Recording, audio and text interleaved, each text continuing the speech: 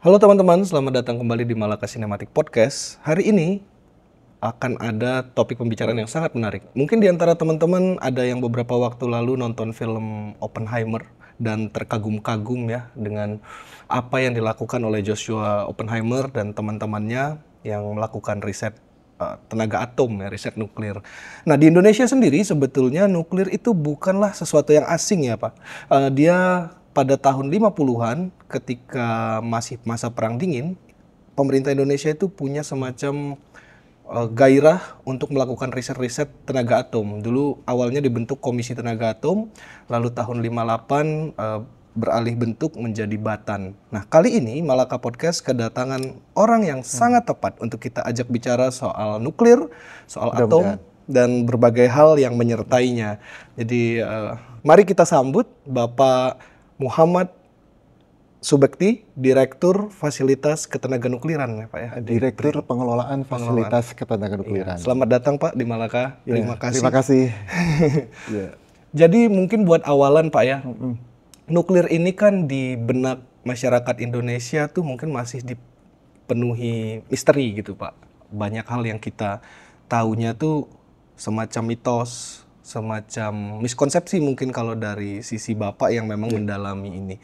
Nah, mungkin Bapak bisa ceritakan 2 atau 3 miskonsepsi yang paling umum di masyarakat Indonesia tentang nuklir dan diluruskan dari perspektif Bapak sebagai orang yang mendalami bidang tersebut. Ya, terima kasih.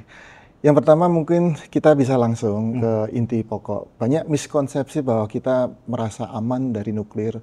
Kemungkinan itu memang betul. Kita secara pandangan umum seperti di ruangan ini, kita dalam satu ruangan yang kelihatannya tidak ada sumber radioaktif, tidak ada yang kira-kira sumber pengion. Apakah dulu kan ada televisi tabung ya, orang-orang tidak mungkin waktu itu belum paham bahwa sumber dari TV tabung itu adalah sumber radiasi pengion yang mirip akselerator. Itu salah satu. Kemudian yang kedua adalah di ruangan ini memang kelihatan tidak ada sumber radioaktif, tapi di dinding beton terutama itu ada sumber radioaktif alam yang dia memang sudah ada sejak dulu di alam. Sehingga ada kondisi dia itu ada pelepasan semacam namanya gas radon. Kalau kita di ruangan kan kita dianjurkan supaya ada sirkulasi. Kalau ruangan itu tidak bersirkulasi dengan baik, maka gas radonnya juga terakumulasi di situ. Oh, menarik ya. Dari situlah beberapa penelitian riset yang dulu dimulai oleh saudara-saudara kita yang banyak mengetahui hal tersebut, rumah dari rumah dicek, kemudian kalau di instalasi kami di reaktor nuklir atau di instalasi yang lain memang kondisinya tertutup banget karena dia adalah kondisi keselamatan, tapi udara difilter. Kemudian dikembalikan dalam bentuk fresh, dan filternya juga khusus, itu standar instalasi nuklir. Standar instalasi yang memiliki memungkinkan kalau ada kontaminasi bisa dibersihkan secara otomatis. Tapi di rumah-rumah penduduk yang tidak memiliki sirkulasi, radonnya dari hari ke hari naik. Kemudian sebagai bayangan ya, kalau di instalasi kami 3 hari saja sirkulasi tidak dilakukan, radonnya melewati ambang batas. Bagaimana dengan rumah penduduk? Rumah penduduk mungkin kondisinya sama menurut saya. Kalau tidak ada sirkulasi dalam waktu 3 hari saja, radonnya itu sudah melebihi 150 becquerel, standar aman sebenarnya untuk penduduk, untuk manusia. Sehingga kalau kita berasumsi di sekeliling kita tidak ada sumber radioaktif, sebenarnya ada secara alam.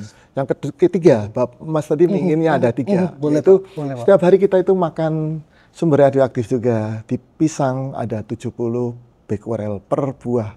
Kalau kita sama dengan udang yang ditemukan di Amerika Serikat dalam kasus Cikandi.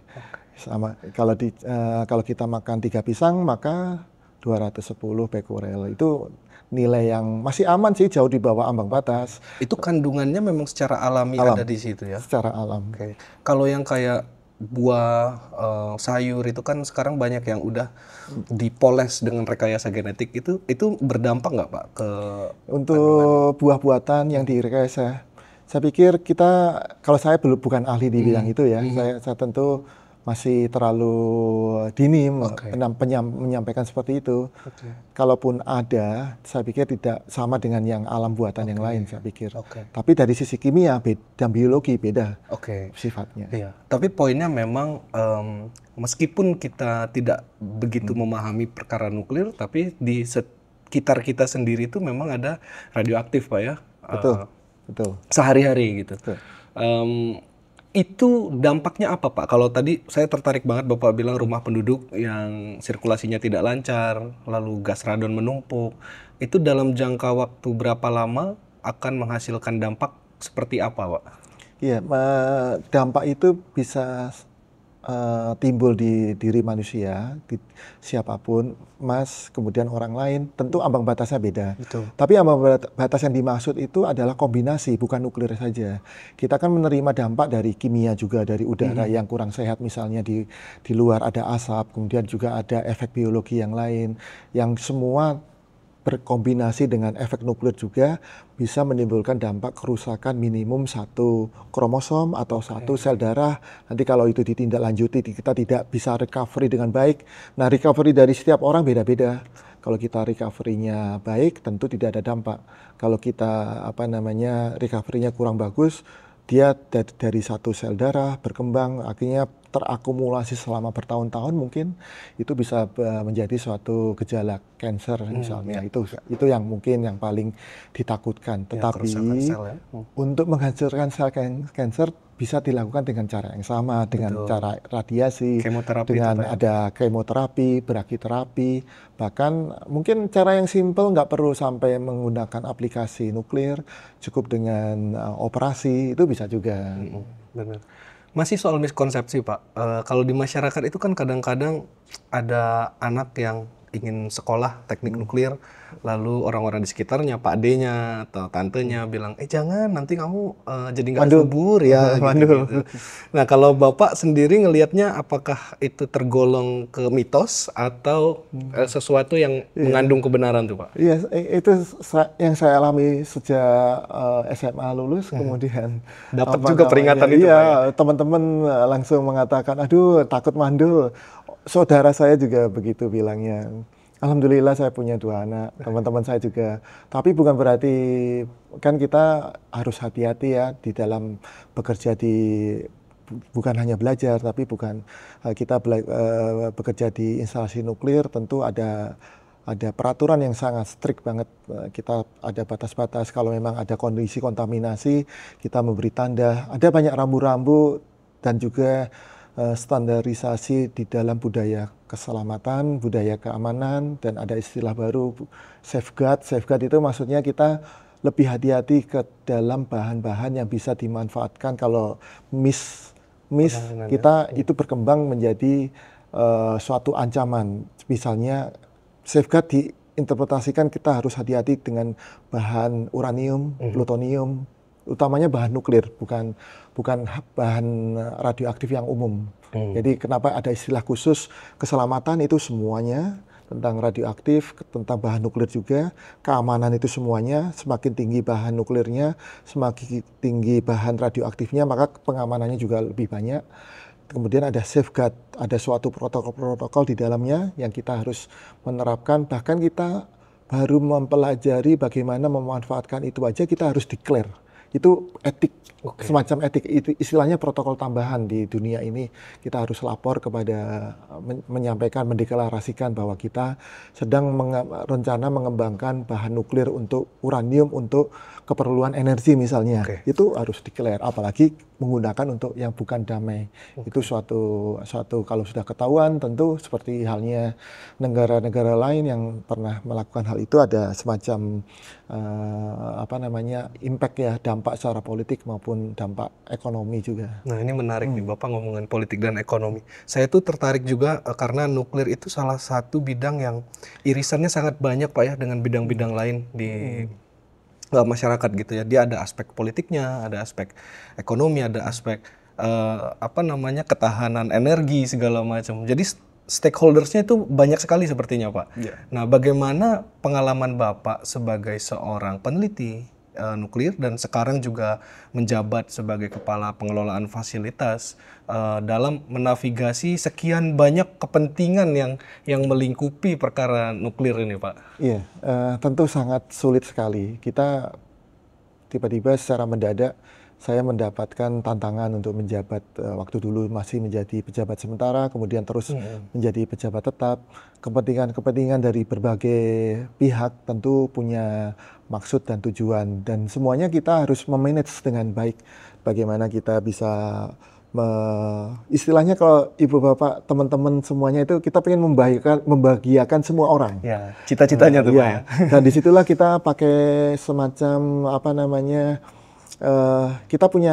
kalau kita punya ambisi pribadi tentu itu sangat tidak wise, sehingga bisa merugikan orang lain. Misalnya kalau pemanfaatan nuklir, tapi dari sisi kepentingan politik bisa merugikan Indonesia, tentu kita tidak bisa masuk ke situ. Kita harus wise juga.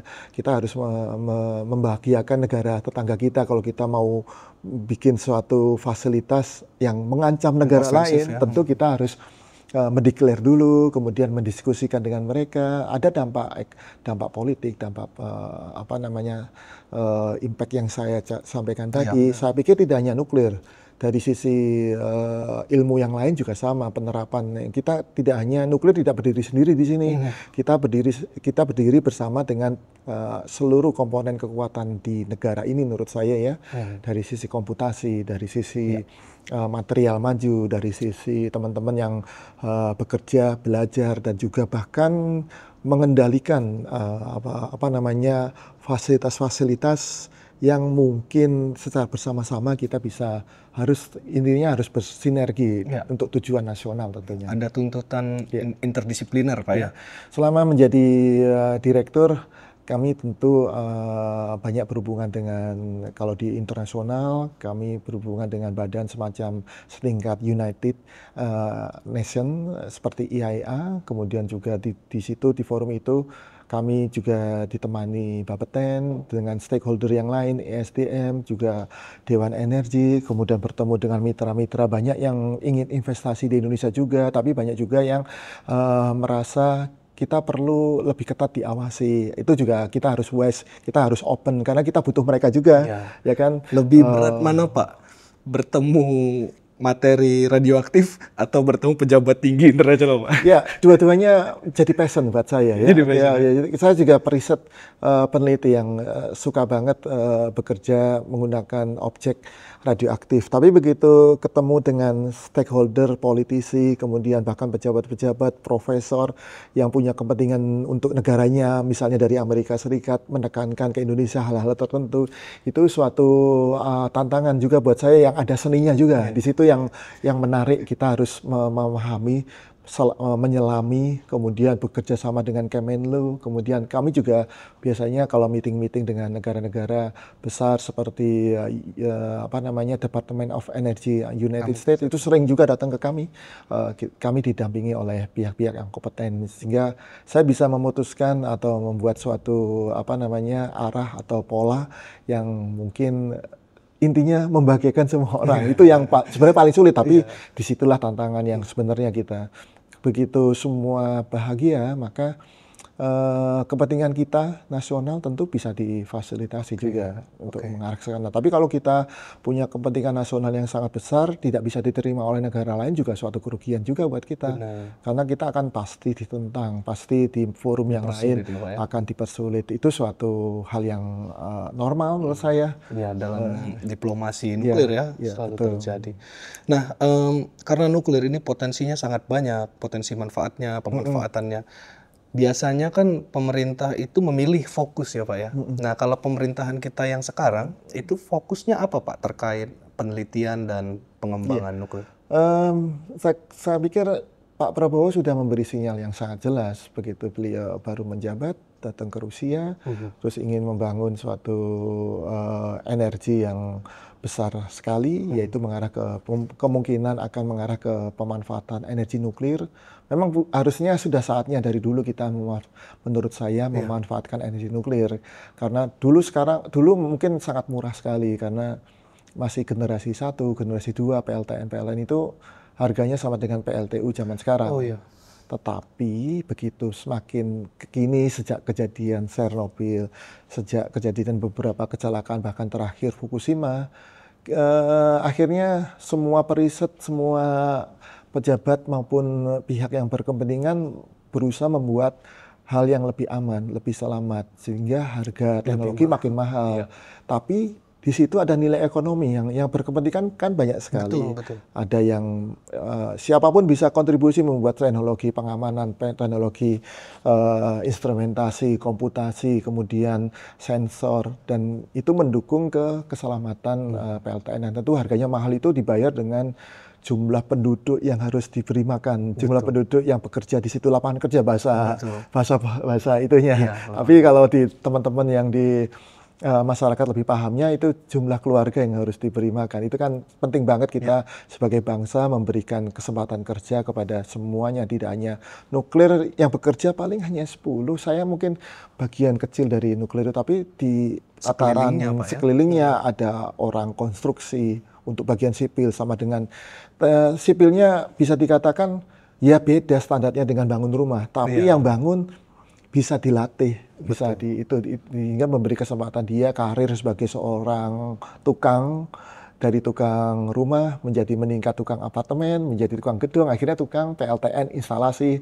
Setelah dia bisa menjadi tukang instalasi, mungkin dapat proyek juga tukang-tukang yang lain untuk bangun sesuatu yang lebih dari fitur keamanan akan lebih kompleks, dan tentu income-nya buat dia juga lebih besar karena dia kompetensinya naik terus. Itu dari level tukang ini, belum level yang engineering, belum mekanik, belum ke ahli kimia, belum ahli yang lain-lainnya, instrumentasi, elektrik, banyak sekali itu. Yang bukan hanya memberi lapangan pekerjaan, tapi juga semacam mengupgrade ya Pak ya. Ya, bisa dibayangkan kalau kita membangun satu PLTN, kontribusinya tentu satu PLTN itu bisa yang bekerja bisa antara 3.000 sampai 6.000 orang per unit. Dan yang bekerja orang nuklir paling 10, nggak lebih. Yang lainnya kendali. Mungkin yang bagian kalau di sini mungkin ada lighting, ada video, ada ini banyak sekali. Kalau nuklir lebih kompleks lagi, banyak multidisiplin di situ yang bekerja. Termasuk pemangku kebijakan strategi, gimana perencanaan ke depan. Belum para politisi ada yang memberikan kritisi, itu juga bekerja dia. Dia kan dapat income dari situ juga, meskipun mengkritisi. Ya kan? Jadi ada satu ekosistem. Iya, ekosistem yang sangat menunjang suatu begitu kita bisa mengendalikan semuanya itu, artinya kita makin mature, makin dewasa dalam penguasaan teknologi tinggi yang tentu itu menjadi suatu level negara kita akan naik level. Kalau kita berhasil membangun suatu PLTN, bukan berarti kita menguasai teknologi PLTN, bukan. Tapi kita sebagai suatu negara itu makin dewasa dalam menyerap suatu teknologi, mengendalikan, memanage dengan baik, dan berkomunikasi dengan baik, sehingga tidak mengancam siapapun, bahkan membahagiakan siapapun, termasuk para kritisi yang ingin memberikan masukan-masukan yang menurut saya juga sangat kita butuhkan ya. Kita supaya lebih, kalau kita berjalan kaki di suatu area, kita jalannya lurus, kita nggak diberitahu nih ada lubang, tapi ya kita lurus aja. Tapi begitu kita kasih ada lubang, padahal nggak ada ya, kita jadi awas. Oh iya, ada lubang. Itu kepentingan kita untuk. Kalau menurut Bapak, seberapa urgent Indonesia memiliki PLTN, Pak? Menurut saya sangat urgen sekali sejak dulu sebenarnya. Tapi kepentingan politik kan berbeda ya. Karena penduduk kita juga pemahaman belum sampai yang diharapkan. Dibandingkan dengan negara ASEAN, mungkin kita nomor 2 yang paling banyak setuju sebenarnya. Tapi ya sekali lagi, negara-negara ASEAN itu beda-beda kondisinya. Kita setujunya memang 70%. Negara lain semacam Filipina hanya 40%, tapi sensitivity-nya beda. Kita yang sedikit ini yang nggak setuju itu sensitif banget. Kalau negara lain yang lebih banyak yang nggak setuju, nggak sensitif. Itu ada satu parameter yang mungkin kita pertimbangkan ke depan dalam menentukan kebijakan, termasuk politik yang ada di Indonesia kan sangat menentukan keputusan go atau tidak go ke PLTN. Dan sebenarnya sejak zaman Pak Soeharto kita sudah udah dianggap go PLTN meskipun tertunda berkali-kali waktu Pak Habibie, kemudian tertunda waktu kemudian Pak Gus Dur, kemudian Pak SBY, kemudian berlanjut Pak Jokowi sampai sekarang Pak Prabowo. Pak Prabowo sekarang juga udah go PLTN, tapi apakah nanti jadi konstruksi atau tidak itu tergantung politik juga. Iya, Yang di komunitas luar negeri itu memandang kita itu sudah go PLTN. Ya, siap, makanya kita dianggap negara newcomer di komunitas PLTN. Dan karena newcomer terus itu, kita dianggap newcomer tertua nih, karena nggak bangun-bangun. Lucu. Dua kata lucu tuh. Itu anekdot teman-teman yang ada di komunitas PLTN. Negara-negara lain udah punya PLTN, India, Bangladesh, kemudian habis ini Mesir, kemudian Turki, itu kan sebelumnya nggak ada PLTN. Tapi sekarang mereka Indonesia udah jauh sebelumnya udah declare mau membangun PLTN waktu itu di Gunung Muria dekat Semarang. Kemudian nggak jadi kondisi tertentu, tapi ceritanya panjang. Iya, Intinya kita dipandang sudah mau membangun PLTN. Iya, berkali-kali ya Pak. Sehingga dianggap newcomer itu tadi. Newcomer tertua nih, nggak geser-geser ke user. Karena bagaimanapun memang penerimaan atau pemahaman masyarakat tentang fasilitas PLTN itu vital sekali memang Pak ya. Karena itu juga kita berusaha membantu dengan menyebarkan edukasi seperti ini, bahwa meskipun ada resiko pada fasilitas nuklir, itu bisa kok dikelola dengan baik gitu Pak ya. Nah, kalau mungkin pertanyaan terakhir dari saya Pak, Bapak kan seorang saintis, seorang periset, seorang yang juga sekarang mengelola fasilitas nuklir negara gitu. Ada nggak Pak impian Bapak, cita-cita besar Bapak yang pengen sekali Bapak wujudkan sebagai satu legacy gitu? Iya, saya punya impian sejak kecil sampai sekarang masih sama. Kita punya PLTN, meskipun itu nggak terkait dengan tugas saya. Tetapi saya aktif memberikan banyak masukan, kemudian ikut juga terlibat dalam suatu desain PLTN yang ada di Indonesia. Yang desain ya kita sudah punya desain konsep satu produk PLTN buatan Indonesia juga. Meskipun itu nanti kalau mau dibangun tentu perlu pengujian yang panjang sekali. Untuk case Indonesia lebih cepat membangun PLTN yang produknya, teknologinya sudah proven. Itu impian saya sejak kecil. Kenapa saya dulu milih teknik nuklir di UGM, kemudian lanjut sampai S3 pun teknik nuklir juga. Karena saya dari kecil pingin bercita-cita Indonesia punya PLTN. Itu mempengaruhi saya banget. Sekarang pun kenapa saya bisa bekerja di sini dengan passion yang saya miliki, saya bangga sekali bisa bekerja di sini. Itu bagian dari cita-cita. Sebelum masuk ke area nuklir ini, saya bekerjanya di Bursa Efek Jakarta selama 1 tahun. Kemudian karena dorongan, saya pindah jadi PNS yang gajinya 1/4-nya. Tapi kalau bukan passion, nggak mungkin. Benar. Dari tiap hari saya seperti ibu bapak semuanya kalau di Jakarta, kalau makan malam, wah. Kalau dulu PNS harus karena gajinya sangat terbatas. Tapi ajaibnya, dengan gaji 1/4 itu, nggak tahu, namanya passion itu kan ada berkahnya juga mungkin ya. Benar, Pak. Dalam waktu 3 bulan saya bisa beli rumah, meskipun kredit. Mungkin saya tiba-tiba pindah dari Jakarta ke Serpong, waktu itu rumah di Serpong masih sangat-sangat murah, tiba-tiba ada yang vendor atau perusahaan buka perumahan baru, saya langsung beli meskipun kan masih kredit. Itu satu berkah juga. Kadang-kadang kita mencapai suatu tujuan itu yang lainnya otomatis tercapai. Saya juga bisa jadi dokter itu juga nggak saya rencanakan sebenarnya. Saya suka aja tiba-tiba kok jadi dokter. Iya ya, kenapa? Karena passion aja. Saya suka aja. Tujuan saya nggak pengen jadi dokter juga, tapi saya pengen belajar tentang nuklir. Bahkan sekarang udah berkembang, pengen belajar politik nuklir, bagaimana perkembangan, dampak ekonominya. Hitung-hitung saya belajar juga bagaimana impactnya kalau Indonesia membuat suatu PLTN, impact ke penduduk sekitarnya seperti apa. PLTN-nya kan produksi listrik. Listriknya tentu bayar pajak dong ke pemerintah. Nah, Pemda sendiri sampai pemerintah pusat tentu dapat income dari situ. Seperti bahan tambang tentu dapat penghasilan dari pajak. Belum teman-teman yang bekerja di instalasi nuklir yang jumlahnya dari 2.000 sampai 3.000 bahkan 6.000, itu mereka gajinya tinggi. sekelas 40 juta sampai 60 juta. Mereka bayar PPh berapa? Ya, Ya kan? Belum kemudian kemampuan finansial mereka dalam membeli apa namanya makanan, restoran sekitarnya ya. Penduduk sekitarnya itu sebenarnya dari sisi corporate sosial yang bekerja di sekitar PLTN, mereka punya dampak di situ. Iya. Dari ada 4.000 orang rata-rata kalau mereka butuh makan siang, bisa dibayangkan rumah sakit juga butuh. Terus perusahaannya pasti ikut bangun juga Pemdanya. Pemda di situ karena mensupport, tentu perusahaan itu punya semacam apa namanya, kalau perusahaan-perusahaan ada suatu Pemda, dia punya nilai untuk bekerja sama dengan Pemda dalam bentuk pembangunan area di sekitarnya. Itu juga membantu pegawai yang di tempat dia bekerja untuk lebih mobilitasnya dengan mobil lebih cepat. Itu boleh dia bangun bersama dengan Pemda, jalan, jembatan, kemudian taman. Itu di luar negeri kebanyakan seperti itu. Bisa sangat luas dampaknya Pak ya.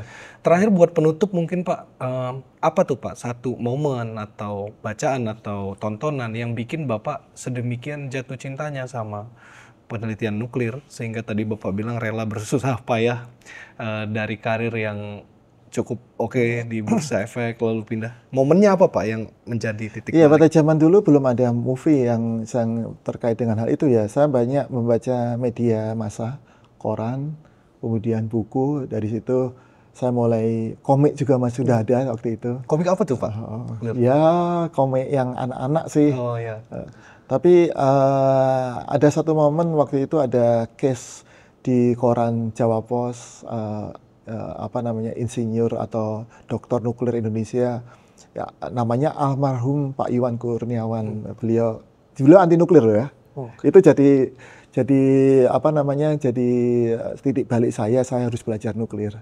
Dan suatu ketika saya pernah berhadapan dengan beliau di Bangka Belitung dalam suatu forum. Beliau mewakili pihak yang berseberangan dan saya mewakili waktu itu Batan untuk membicarakan apa nih apa yang disampaikan anti nuklir. Terus kita berdiskusi. Meskipun akhirnya setelah berdiskusi ya kita beliau manggilnya saya kayak Dek, sangat bersahabat sekali. Jadi kita bukan seperti bermusuhan anti, enggak. Kita sama-sama butuh mereka juga untuk memberikan masukan supaya kita kalau go, kita harus tetap cermati, tetap harus mengkondisikan bahwa ini butuh sesuatu. Kita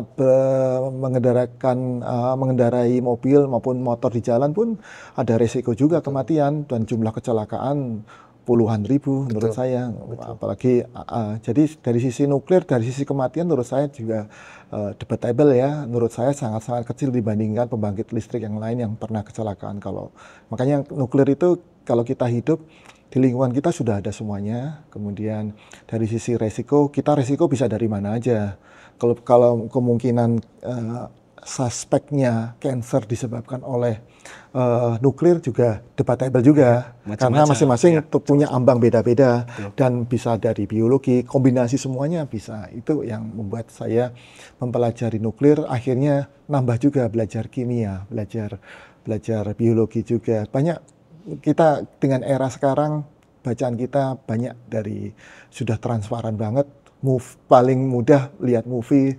Tapi ya lihat movie kan ada yang menyesatkan, ada yang enggak nih. Betul. Ya, akhirnya ya kalau pengen tahu bahan yang seutuhnya kita tonton semuanya. Akhirnya jadi kita belajar sisi manapun meskipun ada yang menyesatkan. Kalau kita sudah tonton semuanya, tidak hanya nonton satu aja, kita bisa mulai mempelajari. Oh ada yang menyesatkan nih. Yang kemarin kita olahraga katanya jalan kaki itu percuma. Yang ini bilangnya bagus banget. Memang harus didalami untuk bisa tahu mana yang betul dan mana yang ini. Oke, pembicaraan yang sangat menyenangkan Pak Dr. Muhammad Subek. Terima kasih. Terima kasih banyak sudah hadir di Malaka dan saya berharap ini bukan terakhir kalinya kita ketemu dan Insya Allah mudah-mudahan cerita-cerita soal nuklir lagi. Terima kasih banyak Pak. Terima kasih.